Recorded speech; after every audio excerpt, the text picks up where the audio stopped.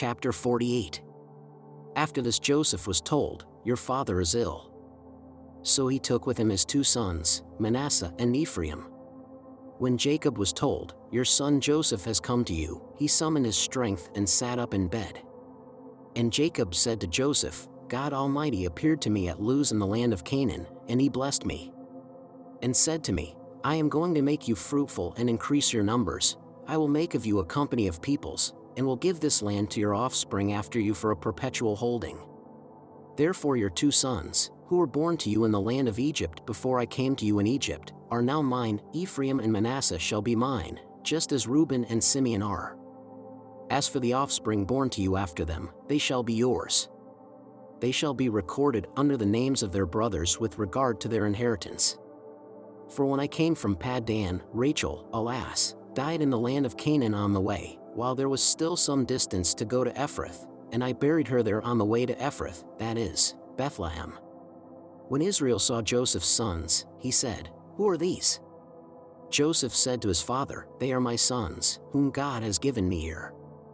And he said, "Bring them to me, please, that I may bless them." Now the eyes of Israel were dim with age, and he could not see well. So Joseph brought them near him, and he kissed them and embraced them. Israel said to Joseph, "I did not expect to see your face, and here God has let me see your children also." Then Joseph removed them from his father's knees, and he bowed himself with his face to the earth. Joseph took them both, Ephraim in his right hand toward Israel's left, and Manasseh in his left hand toward Israel's right, and brought them near him. But Israel stretched out his right hand and laid it on the head of Ephraim, who was the younger, and his left hand on the head of Manasseh, crossing his hands, for Manasseh was the firstborn. He blessed Joseph, and said, "The God before whom my ancestors Abraham and Isaac walked, the God who has been my shepherd all my life to this day. The angel who has redeemed me from all harm, bless the boys, and in them let my name be perpetuated, and the name of my ancestors Abraham and Isaac, and let them grow into a multitude on the earth." When Joseph saw that his father laid his right hand on the head of Ephraim, it displeased him, so he took his father's hand, to remove it from Ephraim's head to Manasseh's head. Joseph said to his father, "Not so, my father. Since this one is the firstborn, put your right hand on his head." But his father refused, and said, "I know, my son, I know. He also shall become a people, and he also shall be great. Nevertheless his younger brother shall be greater than he, and his offspring shall become a multitude of nations." So he blessed them that day, saying, "By you Israel will invoke blessings, saying, God make you like Ephraim and like Manasseh." So he put Ephraim ahead of Manasseh. Then Israel said to Joseph, "I am about to die, but God will be with you and will bring you again to the land of your ancestors. I now give to you one portion more than to your brothers, the portion that I took from the hand of the Amorites with my sword and with my bow." Chapter 49. Then Jacob called his sons, and said, "Gather around, that I may tell you what will happen to you in days to come. Assemble and hear, O sons of Jacob, listen to Israel your father. Reuben, you are my firstborn, my might and the first fruits of my vigor, excelling in rank and excelling in power. Unstable as water, you shall no longer excel because you went up onto your father's bed, then you defiled it, you went up onto my couch. Simeon and Levi are brothers, weapons of violence are their swords. May I never come into their counsel, may I not be joined to their company, for in their anger they killed men, and at their whim they hamstrung oxen. Cursed be their anger, for it is fierce, and their wrath, for it is cruel. I will divide them in Jacob, and scatter them in Israel.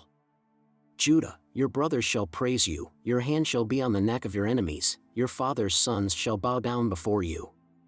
Judah is a lion's whelp, from the prey, my son, you have gone up. He crouches down, he stretches out like a lion, like a lioness, who dares rouse him up? The scepter shall not depart from Judah, nor the ruler's staff from between his feet, until tribute comes to him, and the obedience of the peoples is his. Binding his foal to the vine and his donkey's colt to the choice vine, he washes his garments in wine and his robe in the blood of grapes. His eyes are darker than wine, and his teeth whiter than milk. Zebulun shall settle at the shore of the sea, he shall be a haven for ships, and his border shall be at Sidon. Issachar is a strong donkey, lying down between the sheepfolds. He saw that a resting place was good, and that the land was pleasant, so he bowed his shoulder to the burden, and became a slave at forced labor. Dan shall judge his people as one of the tribes of Israel.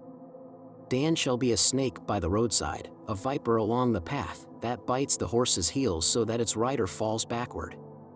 I wait for your salvation, O Lord. Gad shall be raided by raiders, but he shall raid at their heels. Asher's food shall be rich, and he shall provide royal delicacies. Naphtali is a doe let loose that bears lovely fawns.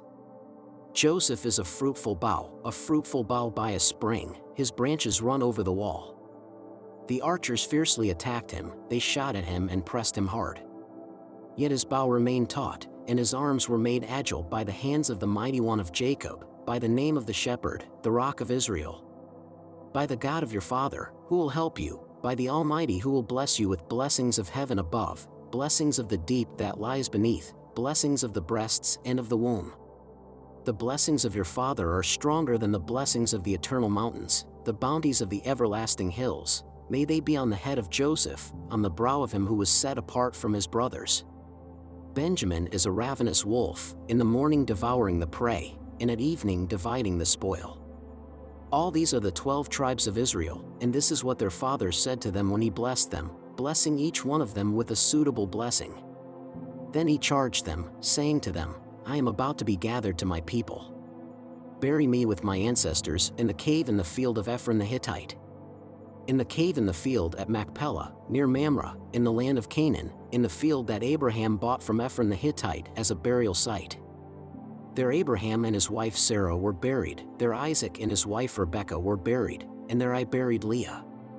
The field and the cave that is in it were purchased from the Hittites.